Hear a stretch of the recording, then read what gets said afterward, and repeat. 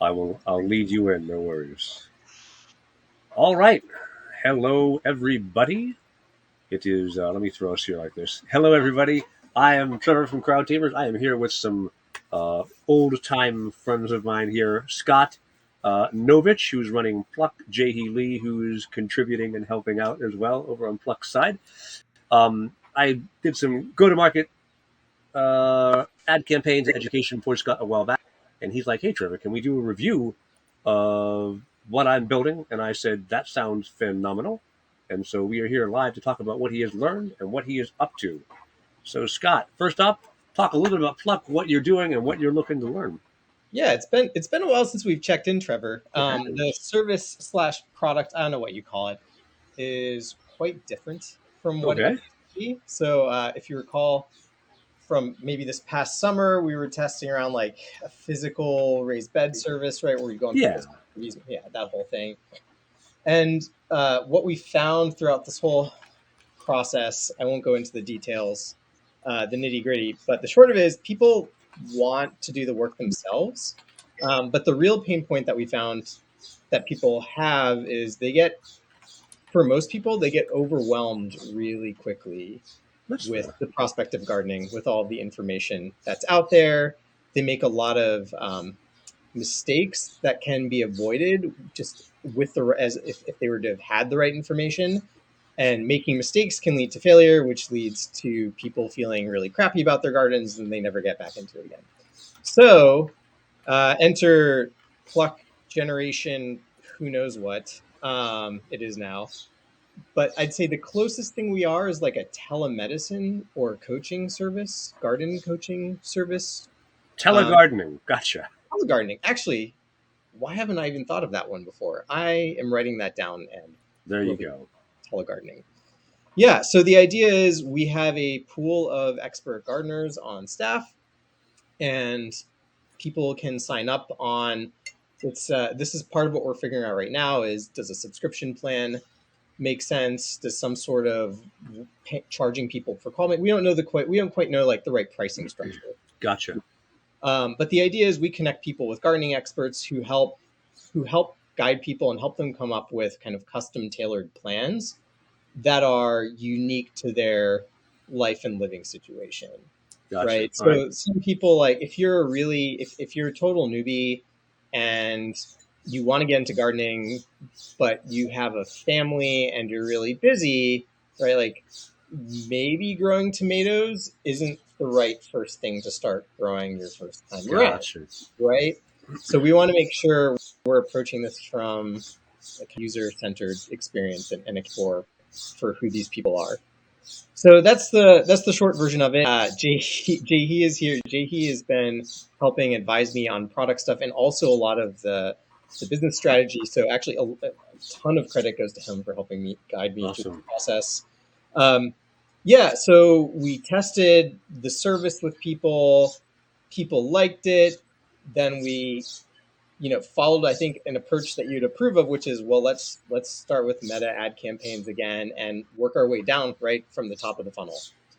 And we tested some ads, right, just to look at the top of the funnel. We'll go into I'll walk you through the campaign details and performance there. Awesome. We got some good number. What I think, I'll be curious to hear your opinion. What I think are some good numbers on that. And then we started focusing right on now moving on to landing pages and can we get people to make a purchase? And the latest spot where we've ended up is we got interesting numbers on people hitting the checkout button on these landing pages. So like initiate checkout Yeah. trick in Meta, and no one converted to actually paying from there. Interesting. Yeah, which was interesting. Like we got a fair number of like people hitting the initiate checkout and no one following through. Now we may have in the last few days or so figured out what the cause of that was from going back and talking to users and a bunch of user research. Um, Bunch of little things. Some people mentioned subscription fatigue. Some people mentioned stuff looked, you're looking at the latest version, but some people mentioned like the checkout process looked a little shady. Like a lot of people Okay. don't necessarily like know what Stripe is, right? Wow, that shows you the niche we live in. I'm practically unaware that there's ways to buy things other than Stripe. Right. I think a lot of people are maybe like, especially for consumer facing stuff, a little bit more comfortable with the Shopify checkout Hmm. process, um, for a lot of consumer goods and whatnot. So, anyways, yeah. So that kind of about summarizes it. So yeah, do you want to let's dive in? Should we Let's dive dive into in. meta ads? And do you want me to just step you kind of through things sequentially? Yeah, go ahead. Front- Let's take this as a story. Yeah, Tell me the saga of Pluck. yeah. So the first idea, and again, credit goes to Jay here. Jay was like, "Don't really worry about the landing pages. Just focus on the ads first. Can you get people to click on ads? Do you have a compelling value There's proposition?" speaking my language, Jehi. Well done. Yeah. So Thank you. that's the top of funnel ad set test, I believe, Yes, sir. right here. And I'm pretty sure we set this all up correctly. And what you're seeing right here on the left side are these are different value propositions. These are I did try to two birds with one stone it and do some shitty landing pages with pricing Yeah. on them. That Yeah. was honestly a little bit premature. So really, the two, but kind of three-ish value propositions we looked at are, um, get your garden up and like get if you're a newbie gardener, get up and running for the first time with expert help. I can actually show you these ads. Actually, I'll just bring up Figma real quick. I have it open. I should be able to show you those ads if it's not giving me a server error. Maybe try again. Server error. There's some garbage. Right. Okay. Well, we won't actually get to look at the ads then, right? You can see them in Facebook. Oh yeah, we can look at them in Facebook if we dig in. So yeah, so I'll just click on one of these. So I'll just say real quick. One was get growing, which is the value proposition of like let's help you get up and running if you're a total novice. Mm-hmm. The other one is I called it level up, but this is for the people who already have gardens. And the actual text based value proposition there was get your garden back on track with expert help. And Gotcha. then get growing, these don't totally line up with the text we use in the ads. Get growing was more for like the family demo, which is like focus more on what matter, like spend more time focusing on what matters. Where it's like a Gotcha. picture, the ads like a picture of like a parent with a kid gardening, right? Ah, gotcha. Okay. Yeah. So I'll just show you these real quick. I think, right? Yeah. I don't know how to like. You can do view charts, and that will show the ad with some of the stats too. Oh, okay. Oh, cool. See, I don't know. Scroll down some. You should see the ad if it will load. There we go. Yep. Yeah. There you Okay. are. Okay. So, and then I had two different. So I used, Unsplash Pro Yep. on stock images, and I used kind of two different age demos for these. So Yeah. within this ad set, I used a younger demo of like a guy and a girl like looking at plants, and then I also had an older person also working with tomatoes. And this one I kind of like just because it also seemed like this person also gave off kind of like like I'm a seasoned expert kind of vibe too. So it could be like I'm either like thinking that's who I want to be or that's who I want to talk to. Gotcha. So yeah, get your garden up and running with expert local advisors. You can see the level up one here. Again, let's scroll down, right?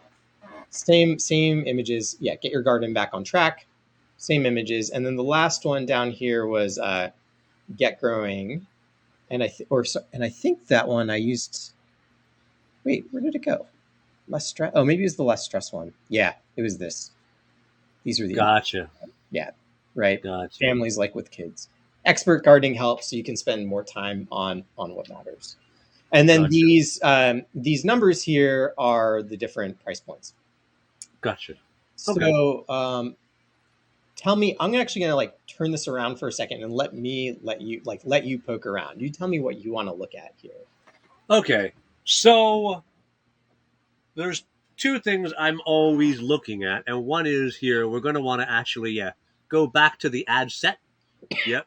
And then you see where it says columns performance right above amount spent. Yep. Change that to performance and clicks, which is in the middle of that list. There we go. And then what I like to see here, and then scroll a bit to the right, we say. We should have, there we go, our cost per click in our CTR. All right. So with level up 89, now this is interesting, right?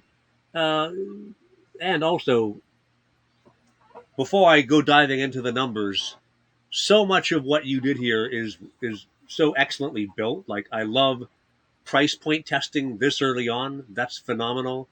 I love that you are looking at different value props and different price points because speaking to different audiences, of course, changes what you can charge. Like everything about this speaks to like this is a very orderly, very good way to go through this. So that's like props to you. You tackled this really well. And I've actually been playing around recently with $10 budgets on these lessons of mine, right? To do very, very tiny campaigns. And you're already ahead of the game here because you're spending like 11 to $12 on some of these campaigns. So you can learn some useful stuff really quickly with really small budgets if you're being smart about this. So I love all that. Um, I find it interesting, and I think it is statistically significant. Although I'd have to go to the math to know for sure. Right, your level up 89 is like a 0.5% higher than anything else I see. Oh, sorry, there's a 3.92. What the heck is that? So That's growing 99. So can can I interject for just like one quick second of something? I think yeah. the price point here needs to be taken a little bit with a grain of salt, right? Because these are people clicking on ads, right, and looking at the page. So the ads don't have anything about pricing on them. Oh, okay. So you don't have So pricing it on isn't. the ads Yeah, there's themselves. no pricing on the ad. Yeah, so Okay, it is an aggregate. You got to gotcha. kind of like combine. Yeah. So in this regard, I did not do such a great job, and you actually kind of like got Uh, to combine this. oh, so everything that says like get growing, all of them together need to be lumped in to give you a total number. Yeah, Yeah. In my head, that's not going to work. In that case, you've got a weird outlier with your get growing 99 being 4% and everything else being 1.1. Like, and that is the risk you take of these small data sets is three unexpected clicks in a $10 spend will completely wang the numbers, right? And so that's why on a spend this small, you end up with about 80% confidence interval almost no matter what, but you can still learn some stuff. So your get growing creative overall underperformed compared to your level up creative, right? Just like across the board, didn't do quite as well. Um, so that suggests to me you've got more people who are have done gardening and know it didn't go well, who are interested in this than folks who've never done gardening. Is that what you saw from this? kind of. I think, and then I think we're going to find as we go through some the next tests, it's actually this data actually might be a bit noisier than we want. But so I think at this stage, I was really looking more at like, oh, why is it filtering the ads here? It's because I have one selected. I looked more at like the ad creative Right. and looking, yes, sorry, it's been like a few weeks since I've actually opened up this analysis That's here, fine. like more than a few weeks. Um, let's see. So what, yeah, I'll tell you ultimately what we ended up with is the one with the younger image, but maybe that'll elucidate itself more in the next set of experiments. Because right here, right, like these younger ones, it's all honestly the data is all over the place. It is a bit noisy, right? It looks like, and again, I would have to sit down with like Excel and do some work here. So Um, it yeah, looks like image wise, there's not strong differentiation. It looks like in terms of offer, your level up did a little bit better than the other ones. But okay, that's what I see here. Like I got a quick reading. I certainly see your baseline is around 1.1% with this first experiment. What have you done since then? Right, you mentioned you've done some more experiments since that. yeah. So let me add. So yeah, let me just real quick just before jumping into that, I do want to say this is also credit to Jahi. We did this with an audience that was just like no like filtering on the audience. It was just anyone Uh, between the ages of 28 to 55. Um, and that was literally it. okay, I mean that works actually really well later when you know what appeal brings you the right audience. So it's not a bad way to do it when you're settled in. Right now, I recommend you do some interest targeting first. If my buddy Charlie is listening to this call somewhere, he's going to immediately gnash his teeth and yell at me because he says broad is the only way to buy ads ever. And it is when you're in performance mode. But right now, you're in learning mode. So I think it's fine to do it this way, but you'll learn more when you target some. Interesting. Our thinking was that if you keep it broad, then you can actually break things down by the demographics A more. bit, but the problem here is Facebook hides most of the information you want to know from you. I gotcha. Yeah, that makes sense. Yeah, So they Facebook will learn a lot this way. And when you're ready to make ads perform, this is incontrovertibly the best way to run ads. But when you're using ads to learn, Facebook won't tell you much. So you have to go manually make buckets and learn what you can then. Gotcha. Interesting. And so I'll be honest. So we looked. I thought these numbers. Correct me if I'm wrong. Like I saw this, and I thought these numbers were actually like across the board fairly decent. And I They're was a like, little low, but they're not like shattering. They're a little low. okay, low in like a bad way, I guess. Or Yeah, I want to see like a 2% click through rate to show like good interest in an ad set. okay, 1.5 is like a minimum. Cost per click, I almost don't care about okay, because right now it is impossible to know what that click means in terms of money for your business. okay. Interesting. So this is why I'm glad to talk to you because like I looked at this, like I interpreted this as okay, this is good enough to like move on to the landing page design and see if we can get people to buy. So Gotcha. that brings us kind of to the next campaign, which was our first landing page conversion and price test here, which I believe did not go well. So, and this was when we had really janky landing pages built in Unbounce.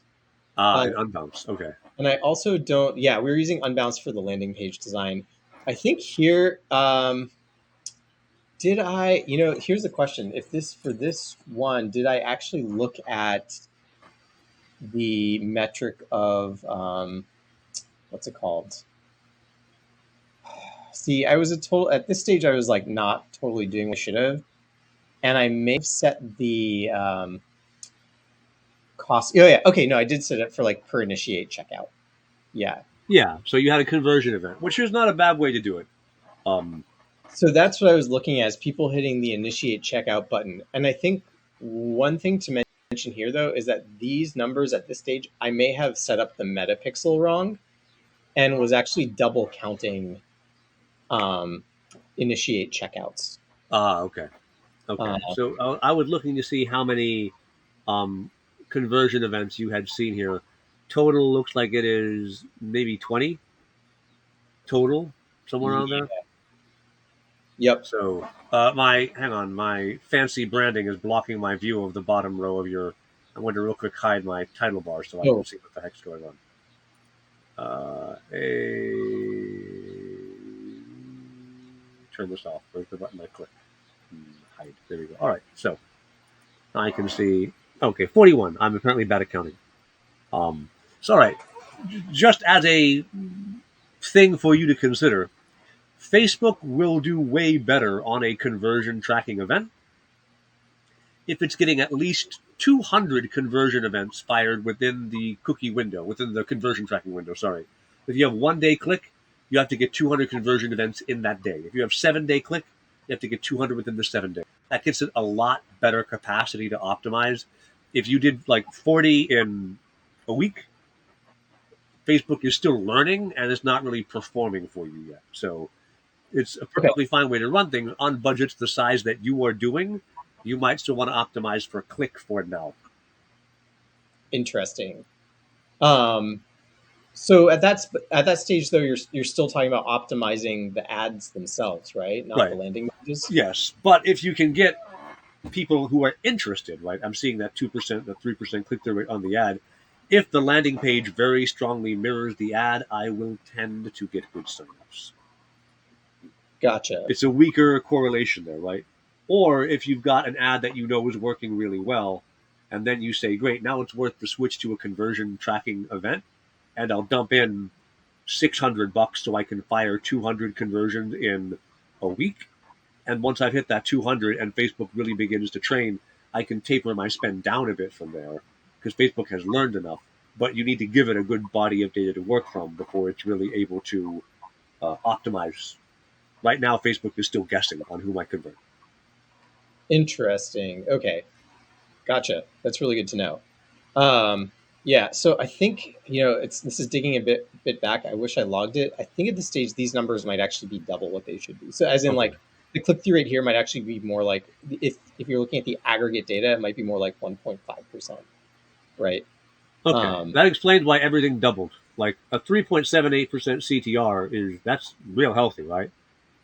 yeah, you can see why I also got really excited at this stage about just like Yeah. jumping to landing pages, right?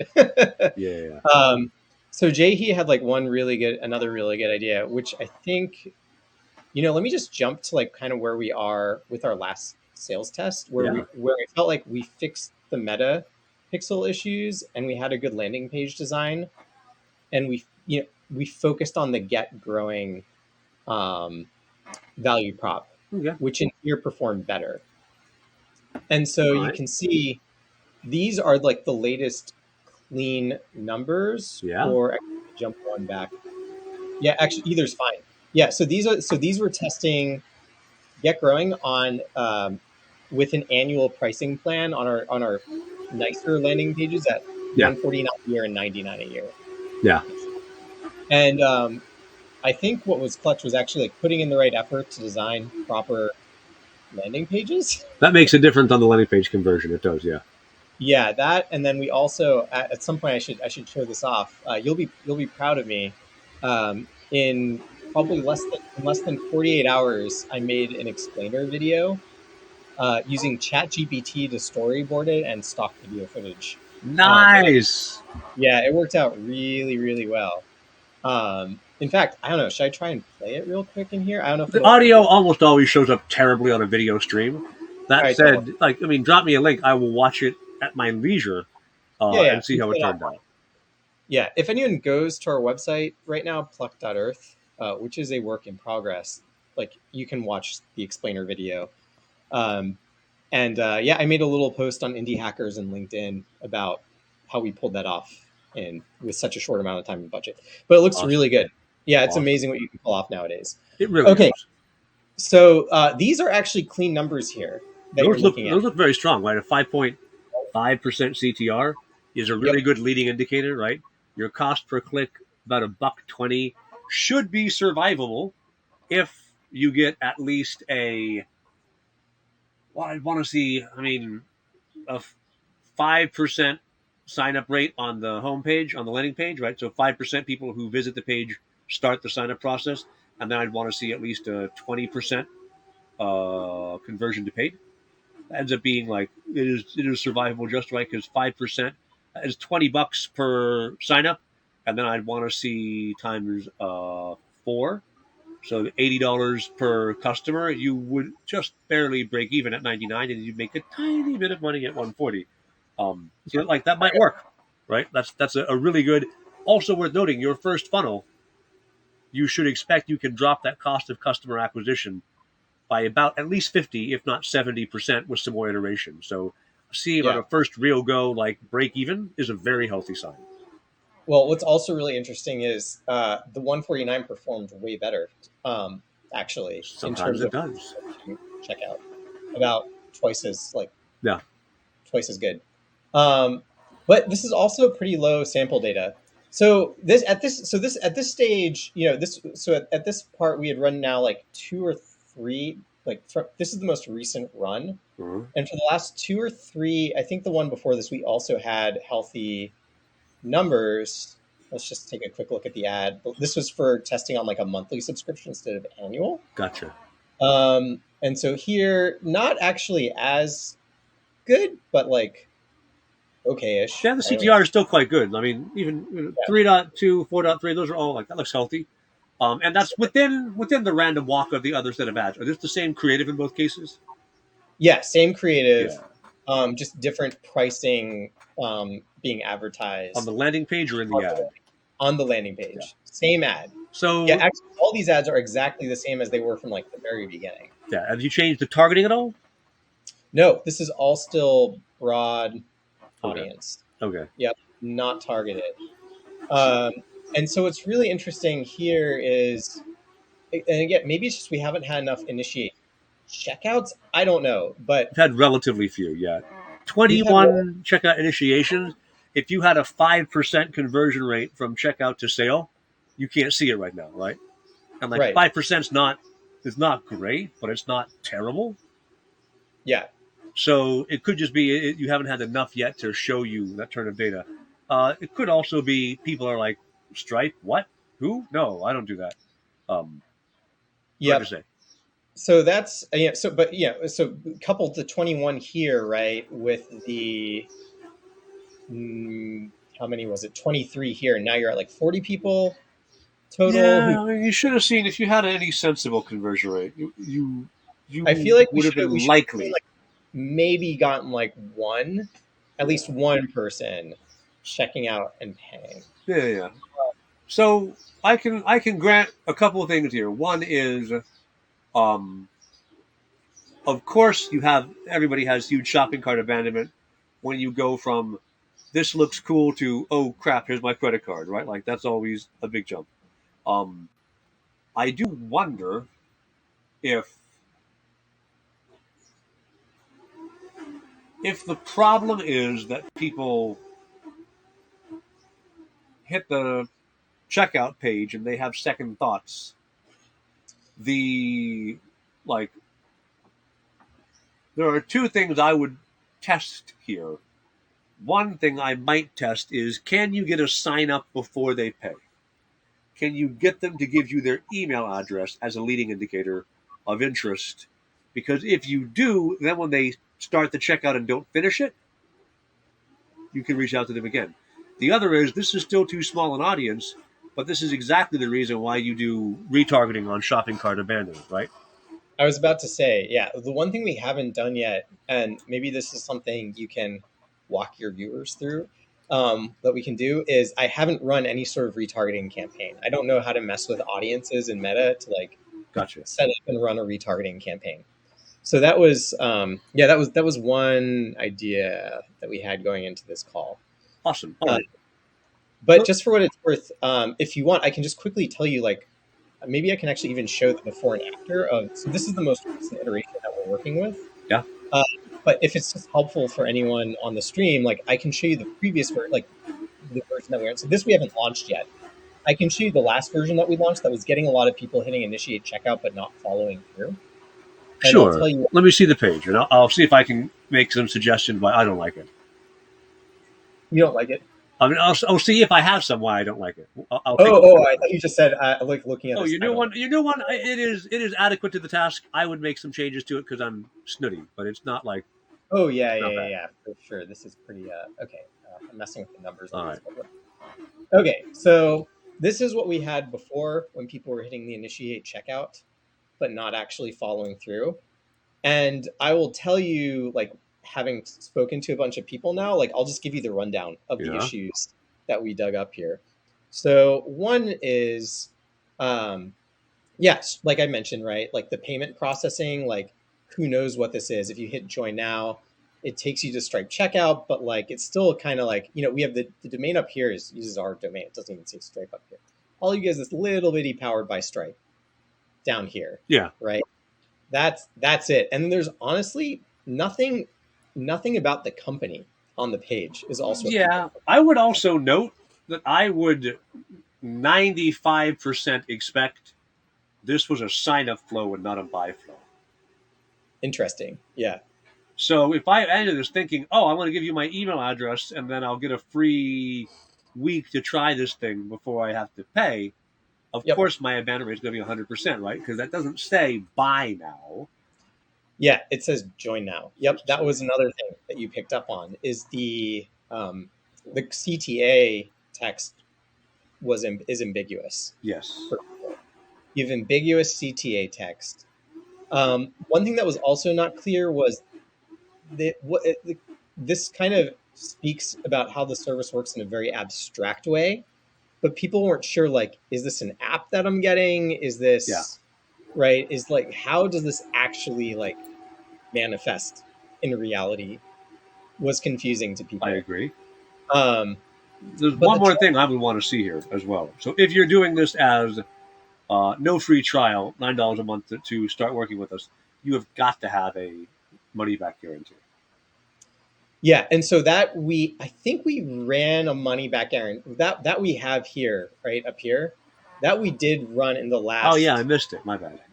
Yeah, and that could be a design, right? Like there's a design issue right there.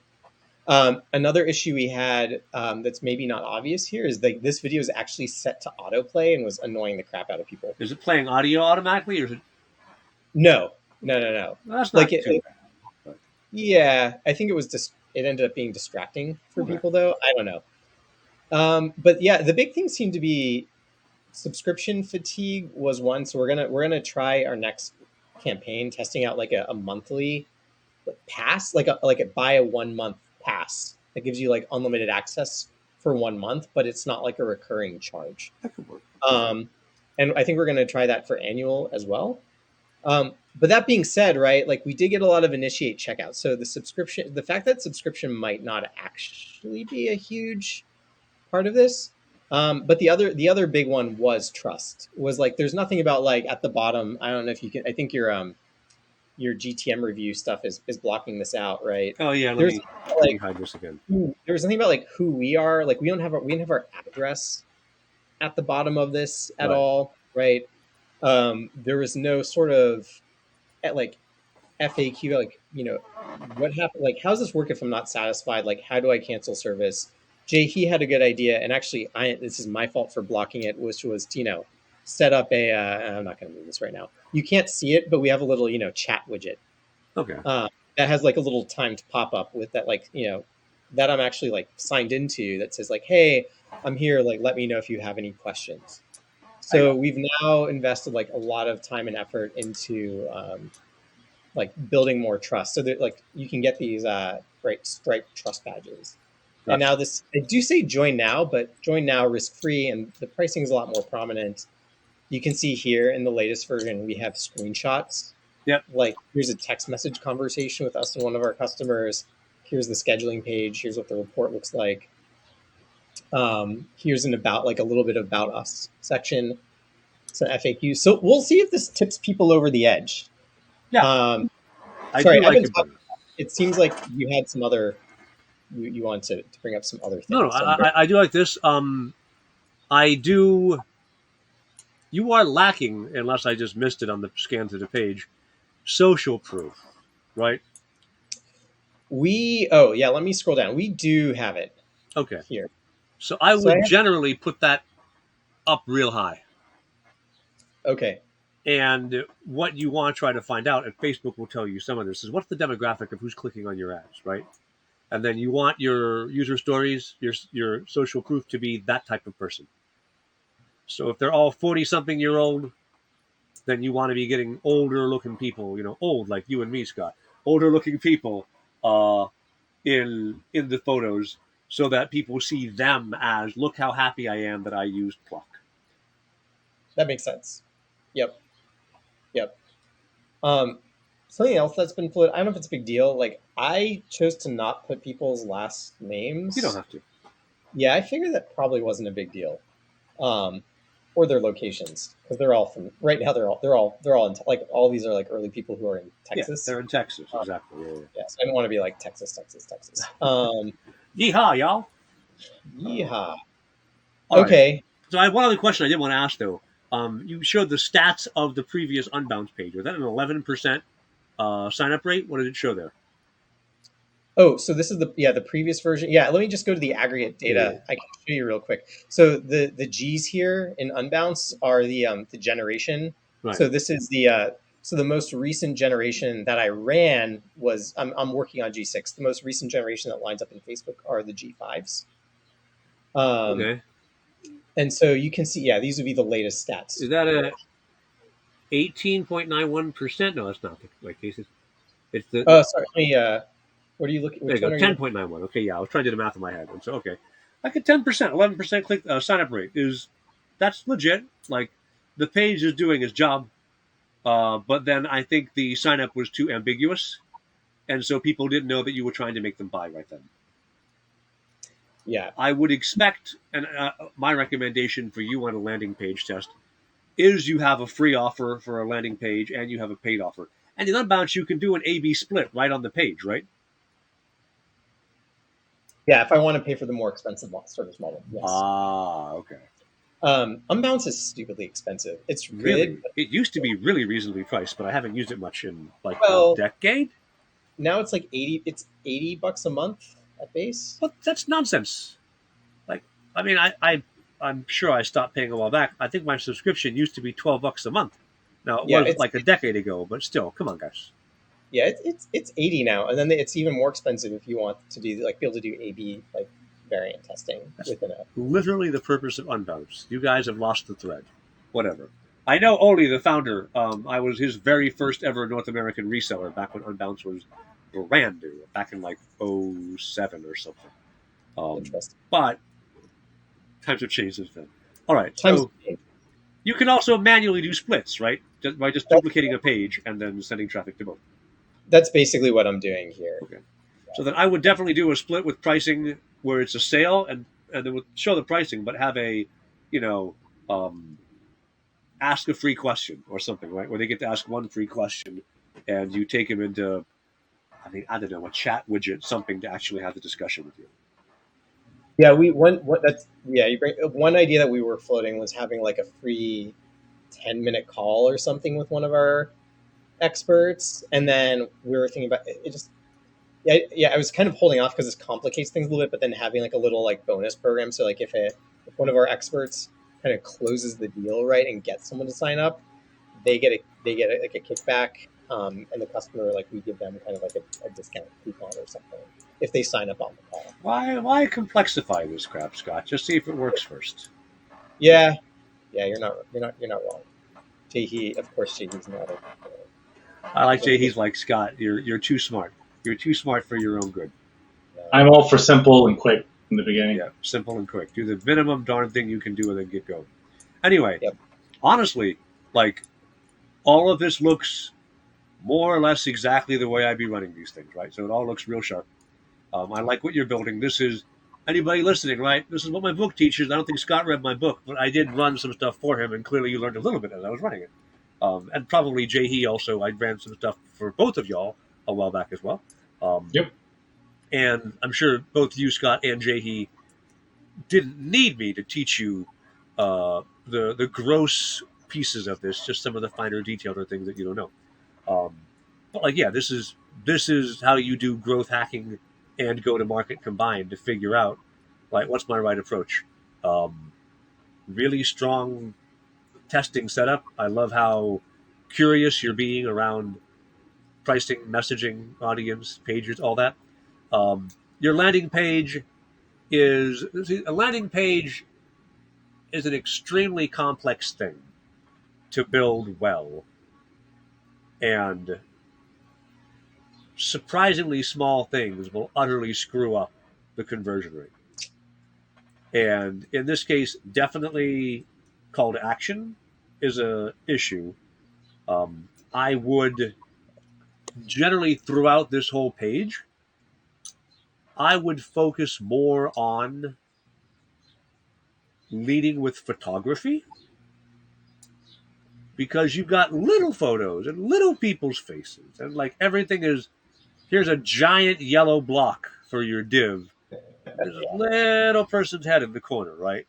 Like you want to flip that. You want the photos to lead visually because if you're able to show somebody, look at how crisp a frickin' tomato you could grow. I want to grow a tomato that nice. Okay, right? You want to lead with here's real people who had success with Pluck. Again, you're leading with you think of how what's a good example of somebody recently who I've seen a landing page for them that was people focused.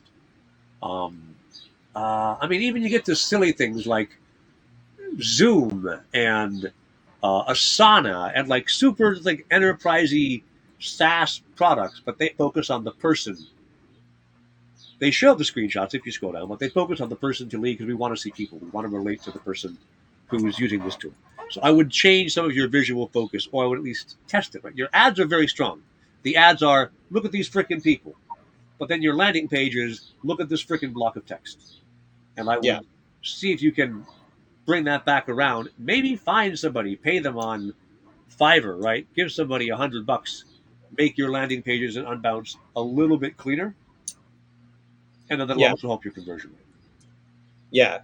Well, I think again, right? Like at this stage, I mean, I don't disagree with you. I just wonder, is that also putting the cart a little bit more before the horse, given the current conversion rate that we have? Should we be focusing more on right? Because we're getting people hitting that button. We Right. should focus more on the follow through. Well, So you're getting people to hit that button, and I am going to almost guarantee you.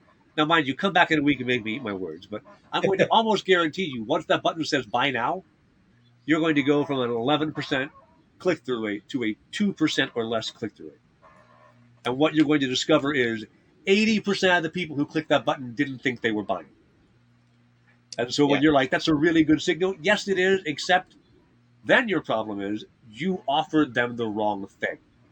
And so they clicked a button, and they were happy to click the button, but not for the thing you wanted them to do. Now, you can greatly improve their willingness to buy by improving trust signals. And you've already gone a long way, but good quality design also speaks to trust. yeah, Now, my buddy Barry talks about make ugly ads. And there's something to be said about ugly ads, right? They can perform really well too. Stuff that looks user generated content, stuff that doesn't look photographed in a studio can still perform really well. But make ugly landing pages isn't yet a thing, right? I would want the landing page to yeah, speak to quality, to send the trust sign, because I'm giving you my credit card, and I don't want to wonder, is this some fly by night overseas operation where they're going to steal my credit card and buy $8,000 of Dogecoin with it, or right, is this legit? So that design on the landing page speaks to some of that legitimacy. yeah, And added bonus, if you put $100, $50, whatever, right, to get a little more designed forward made landing pages, that template you can of course continue to duplicate and reuse sure, as you work on buttons and orders things, but it'll get you a base to start from. yeah, There's probably, even if you just go in unbounce, there are probably templates there that will do the job. And even if they're not free, right? If they're $20 templates, dude, pay the $20. You're always spending $100 per week on ads, right? If that $20 template gets you an extra 5% conversion rate on the sign up, it was worth it in the first week, right? Don't stress it. So I would work a bit on that. Now, you asked about remarketing. Let's talk about this. There's three different basic types of remarketing, and you can use some or any or all in combination. You have your website traffic retargeting. Somebody's come to my website, and then you can set up exclusions and rules. This is what almost nobody does right. You've seen this all the time. I go to a shoe store online, I see shoes I like, I buy their shoes. I go to New York Daily Post website, and they're advertising me the same goddamn shoes. I'm like, I just bought them. I don't need this crap. That's because they didn't set up an exclude. And the exclude should be, if somebody gets the checkout confirm page, don't retarget them anymore. Because you got their money and you're wasting your inventory on this Yahoo who he's not going to buy again. sure, Now, you can set, and you probably will want to set, if somebody hasn't visited my site in 14 days, then you might retarget them again. Because if somebody bought, you don't want to retarget them right away. But once they're halfway through their month, you might want to remind them, hey, come back and buy the next month's pack. Even if you bought before, or maybe even especially if you bought before. Let me say, hey, second month, 30% off. Right? You can run retargeting ads there with the opposite exclude. So one is, you can say exclude from targeting everybody who saw the checkout. And then say a different ad campaign to run 2 weeks after someone visited your site. So you exclude all your 7-day and 14-day traffic. And if you see the checkout page, show the ad, otherwise don't. So website traffic retargeting is one. The next is ad engagement retargeting. If they liked, commented, or clicked on an ad, remarket them.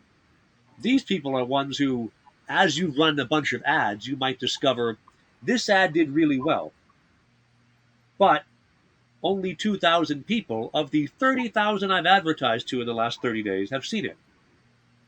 Well, let me get the other 28,000 people who didn't see this ad and loop them in to see the best ad and see if I can't win some of them to re-engage and care more, because this ad now is a better ad than the other ones. That's your second type of remarketing. Third type of remarketing is list upload. I get people's personal email addresses. I get their Facebook IDs. I get their app ID information for an app that is created with the Facebook SDK. The last one does obviously not apply to you. But any of these, I then upload this list to Facebook and I say target anybody who you can find in this list with some ads. That is why I asked if you can do sign up before you do checkout, because if I can get people's email addresses, particularly their personal email addresses, I can go over to Facebook and say everybody who's in this list and who has not seen my checkout page, please serve them an ad that brings them back. They have signed up, but they have not converted. So those are the three types of retargeting you can set up, and they each have their own utility. Interesting. With the last one, I mean, does it make sense to have you start with, it's just going back to our CTA, right? Not kind of giving, I forget how you phrased it, right? Like we were selling people what they didn't expect.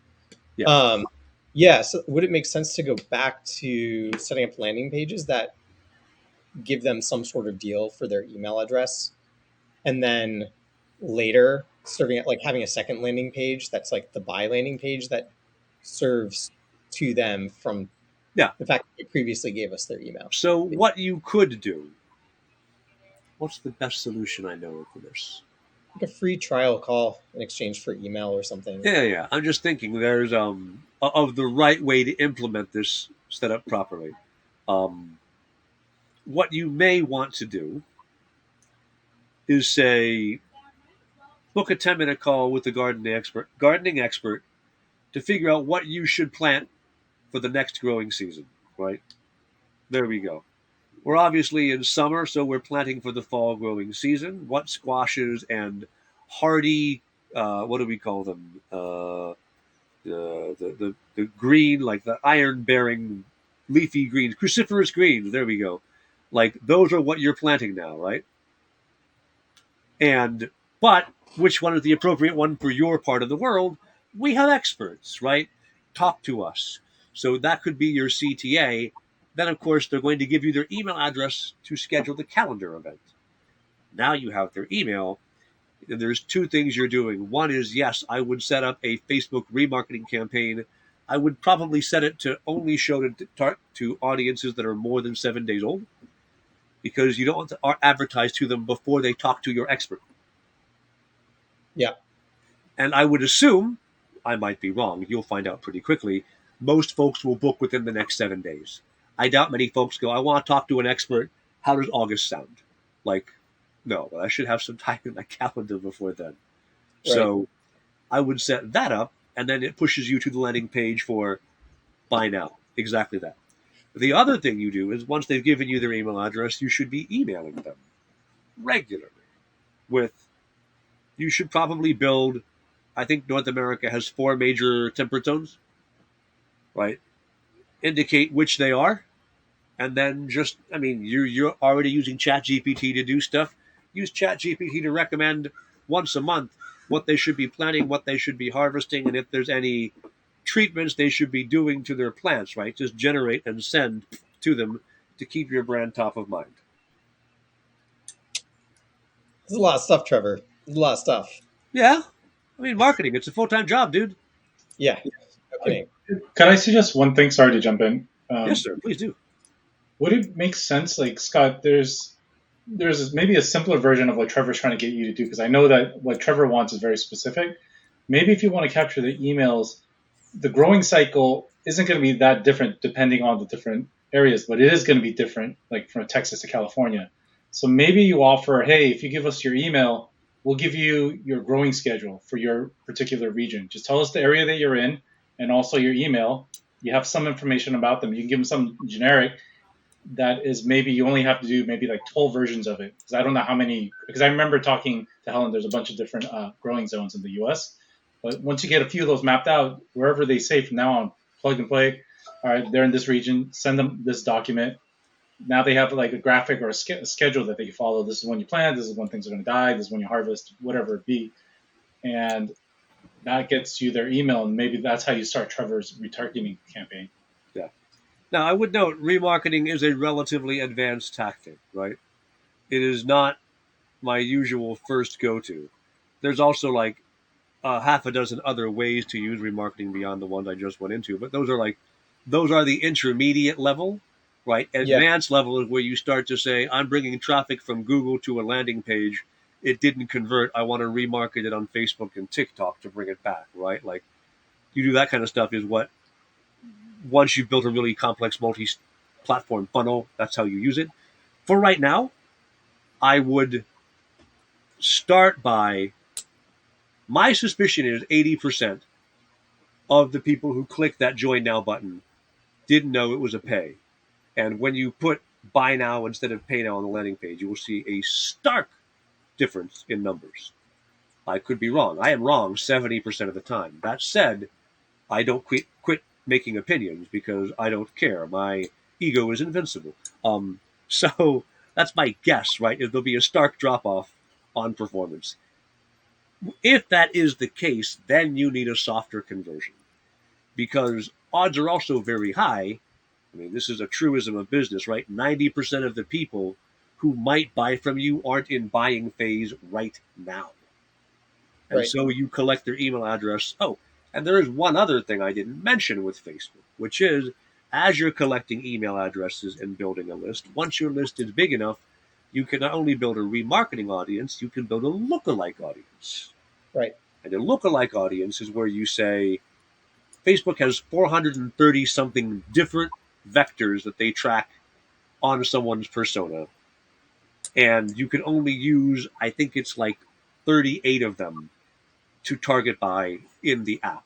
The rest are all secret and hidden, and you don't get to use them.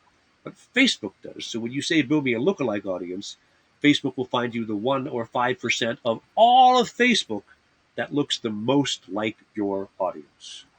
And that can be a very high performing campaign and a way to train Facebook's algorithm better and better so that when you do eventually say, just run me a broad match audience, it's a very good idea who you want to be going to.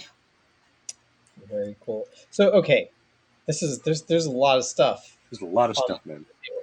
I mean, the other thing that we the last thing that we didn't quite get back to was just a simple retargeting campaign. Right. So simple retargeting is just if the Facebook pixel has fired or if they have engaged on your ads, either one. Right. Show the ad to them again, right? That's pretty easy. Provided your Facebook pixel is working, which it clearly is because it's showing conversion events, then you would build. I mean, and budgets matter here, right? Again, the size of budget you have, you almost have to choose to optimize for click instead of for conversion, simply because you're not generating enough conversion data. If you have some larger budgets, or if you can front load your budgets to say, hey, I'm going to spend $500 in a week and then taper it down to $100 a week thereafter. Like that can work to teach the model. And then once the model is taught, it will continue to perform for you. Gotcha. So at this stage, you don't think there's enough data to run a proper retargeting campaign? Probably or... not. You do need at least 500 page visits for remarketing, which you have hit, but you haven't. If you want to do remarketing and then optimize for a conversion event, you haven't had enough conversion events to make that what you're doing. And that was like 200 conversions? 200, Is that what you said? yeah. 200 within the attribution window, right? 1 day, 7 day, or 14 day. Yeah. Interesting. Okay. So that's kind of the okay. Okay, that's really helpful. A lot to think about here, Trevor. There's a lot of stuff to. Okay, so let's pull things back now. We've kind of gone over everything. When I go to bed and I wake up tomorrow, not tomorrow because it's And when I wake up Monday morning, Right. what do you like, given everything we've talked about, what do you think is the first thing that you think I should try? Excellent. What would be So, the next experiment that I run? yes. So, this is actually quite clear. In that, give me a second. I don't know if you've seen any of my webinars or anything recently, but I think this might be salient for you. I'm going to share my screen real quick. Do here, this, find the right slides and go. Here we go. This. All right. So I'm going to briefly hijack the presentation here. Hey, there's me. Okay. Um, so you probably know the Pirate Metrics funnel. I know Jay does. You probably do too, Scott. Yeah. Yep. Um, I don't like it because it's missing a piece. It's missing awareness, right? Acquisition is magically once people have arrived on your landing page, you convert them. But how do they find you in the first place? Awareness has to be there. So your awareness numbers are pretty solid. Your acquisition numbers on the face of them look pretty good, right? 11% sign up is pretty good. Your activation numbers are shatteringly bad. 0. There's Right. no improvement you can make from 0. But I suspect the problem is actually your acquisition numbers are lying to you. As I mentioned, I think people took an action that you didn't think they were taking. And so when your funnel falls apart, you go back to the area where it breaks or the one before, and you make changes there. So awareness doing well, acquisition doing well, activation complete crapfest. I would then walk back to acquisition and say, okay, what's the CTA that will get people excited enough to carry through activation into retention and revenue? And your focus next week needs to be what's the CTA or what's the onboarding after people start the process that makes them do enough where I can then try and get the money out of them? Or is it a clearer CTA at acquisition, skips activation and retention, and goes right to revenue? If your buy now works, cool. But you need to know, right now, activation where they're dying. So either improve that step or skip it entirely. But your focus should be which of these solves my problem and gets my startup to market faster. That makes sense. Okay, so the way I'm generally interpreting that is I'm gonna still go out the door with I'm going to run the experiment with the new landing page design with the new CTA just to see if any of these changes Yeah. tip people over the edge, just Yeah. to see. Maybe run another variant with a different, more explicit CTA, right, to see if you're actually getting that drop off that you're suspecting as well. And you might want to try. Back when I was doing with y'all for Neo Sensory, Yeah, I was also testing pricing in the ad. yeah. And then the last one would be maybe a set of ads that does away that actually gives people what they think they're signing up for, right? Right. Which is TBD, but maybe it's what maybe it's a 10-minute call. It's what Jay discussed, where you give us your email, get a free plan, but something now where we're expanding, I guess, widening our. I don't know what the right term is. It's not like widening the funnel, but like you're adding an extra step. It is a softer CTA. Now, the softer CTA increases conversion. Adding steps to your conversion funnel decreases the overall conversion of it. But Yeah, if you broaden the top enough, then it makes up for the fact that later on you're getting less, right? yeah, You that might makes want to consider as a thought. Right now, I'm using a tool called Clever Messenger for a couple of my campaigns, and I don't actually like it a whole lot. It's mediocre, but they have a lifetime deal, so I will accept mediocre for like $75 for the rest of my life, right? sense. Yep. Or until they go broke, right? Whatever happens first. The broke will probably come first, but I'm fine with that too. Um, what you are doing could really easily be either a messenger ad where it is wondering what to plant right now, ask us, and then the big green button is talk to us on Messenger. And when they go over to Messenger, where are you located, right? Tell me which state you're in or what part of the country, right? Click a button. Are you full-time gardener, newbie gardener, are you, whatever, 1, 2, 3, great. Here's what we recommend you grow. Simple bot, but you acquire their email address in the flow. You'll pay something like 15 cents per email address that way. What's the sorry? What was the name of that app? Clever Messenger.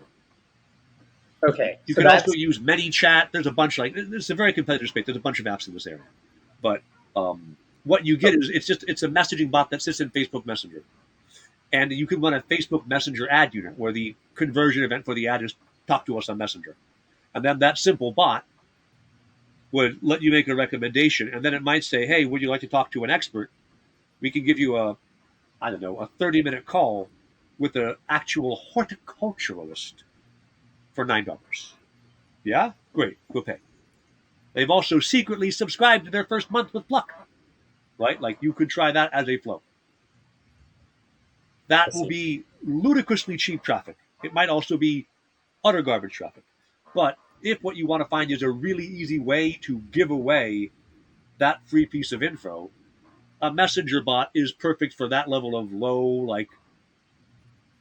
engagement sort of routing of a question into something where, and then if they get blocked, they're like, I have more questions. Then it will actually open up Messenger and you get to talk to them like on your phone. I mean, in chat. Or more likely, you'll find somebody on your team where you can say, you're a trained horticulturalist. I am not. You answer their damn questions. interesting. Okay, cool. I dig it. Okay, so again, just taking a step back. 1, new improved landing page design. 2, swap out the CTA with something more explicit. See if we're actually getting that drop off that you're hypothesizing. Yep. 3, give people what they want with the current CTA, basically. There you go. 3. 1, 2, 3. Those all sound great. That's a heck of an action list for a week or maybe even 2, depending on how you're splitting your time. Yep. Yeah, that makes sense. All right, Trevor, this has been fantastic. Thanks so much, man. This was awesome. I love getting a chance to see kind of behind the curtain. Hopefully, some of my audience has also found this useful. I'm teaching 5 different cohorts of Founder Institute right now. Anybody who is in my FI class who hasn't seen this, I'll be sure to be pointing out to all of them this as kind of a example of how the sausage gets made. Really well organized, Scott. So thank you so much for sharing. Yeah, thanks, Trevor. Good deal. See you around, man. Take care, man. Bye. Thank you. Bye.